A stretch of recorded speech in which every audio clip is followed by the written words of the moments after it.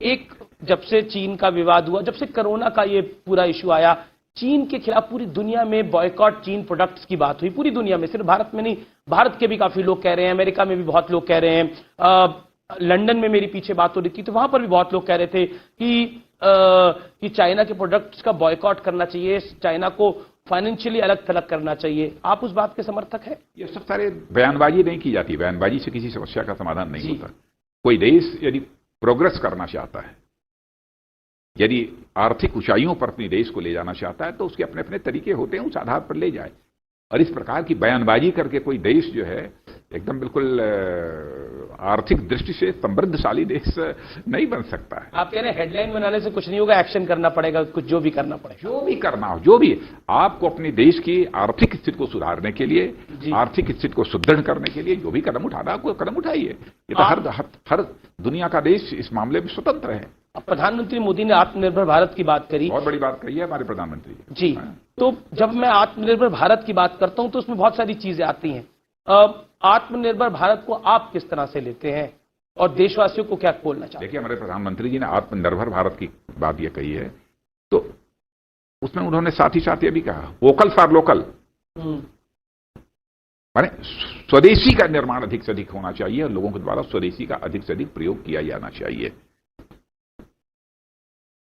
आत्मनिर्भर भारत, हम किसी के ऊपर आश्रित न रहें।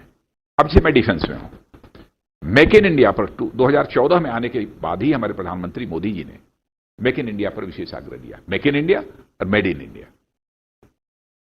और उसी दिशा में हम लोग आगे बढ़ रहे हैं।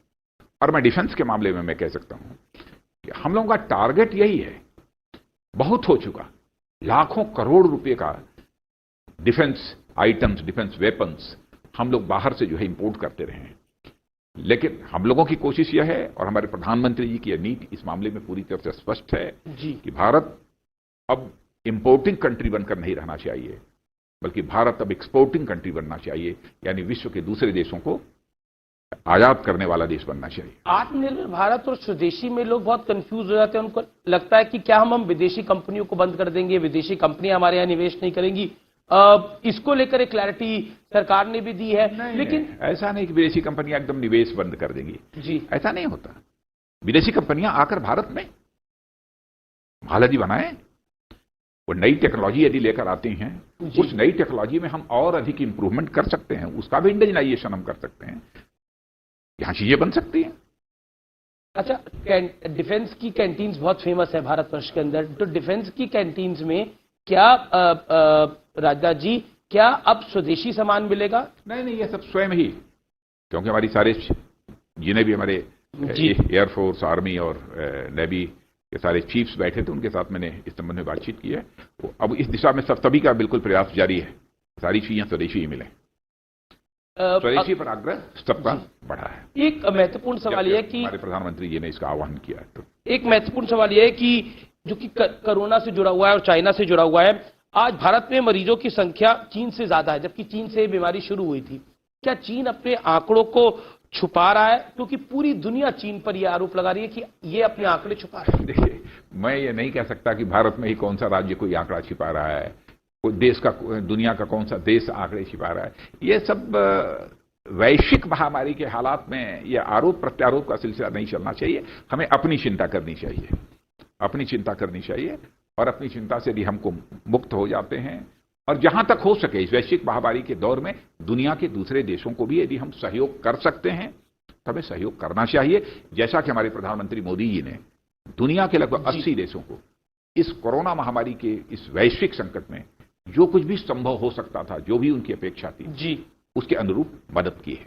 क्योंकि ये मैं सवाल इसलिए पूछ रहा हूं, WHO ने बोला कि चाइना ने कोरोना से जुड़ी जानकारियां छुपाई, ये बोला WHO ने, इसलिए मैं ये सवाल आपसे पूछ रहा हूं। हाँ, तो WHO ने बोला तो WHO के पास इसके प्रमाण होंगे।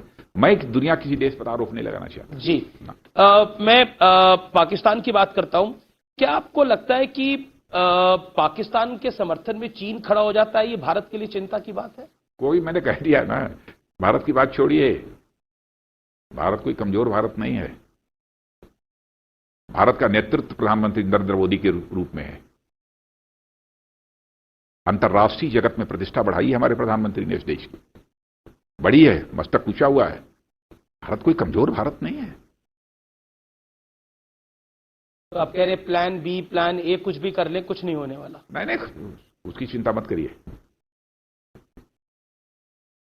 जब मैं आपका साक्षात कर रहा हूं तो ग्लोबल टाइम, जो कि चाइना का एक बड़ा सरकारी अखबार है, वो कह रहा है कि आजकल भारत में राष्ट्रवाद की आवाजें बहुत उठ रही हैं और भारतीय जनता पार्टी की तो सोच बहुत राष्ट्रवादी मानी जाती है। जो उसकी सरकार को, ग्लोबल टाइम्स ये भी लिख रहा है, जो उस भारत की सरकार को चीन की तरफ भड़का भी रहा है। नहीं, राष्ट्रवाद की भावना तो हर राष्ट्र के लोगों के अंदर होनी चाहिए। चीन के लोगों के अंदर भी राष्ट्रवादी भावना होनी चाहिए जी। दुनिया के हर देश के अंदर, भारत के लोगों के अंदर भी राष्ट्रवादी भावना। तो भारत के राष्ट्रवाद से चीन को क्या दिक्कत हो सकती है? हाँ, लेकिन कोई दिक्कत नहीं, हमारी राष्ट्रवादी भावना है, लेकिन वसुधैव कुटुंबकम का संदेश सारे विश्व को देने वाला जी, दुनिया में इकलौता यदि कोई देश है तो भारत ही है, जिसने केवल अपने देश में रहने वाले लोगों को ही अपने परिवार का सदस्य नहीं माना है, बल्कि पूरे विश्व की धरा पर रहने वाले लोगों को अपने परिवार का सदस्य मानते हुए वसुधैव कुटुंबकम का संदेश सारे विश्व को दुनिया किसी देश की धरती ने दिया है तो भारत की धरती ने दिया है। यह है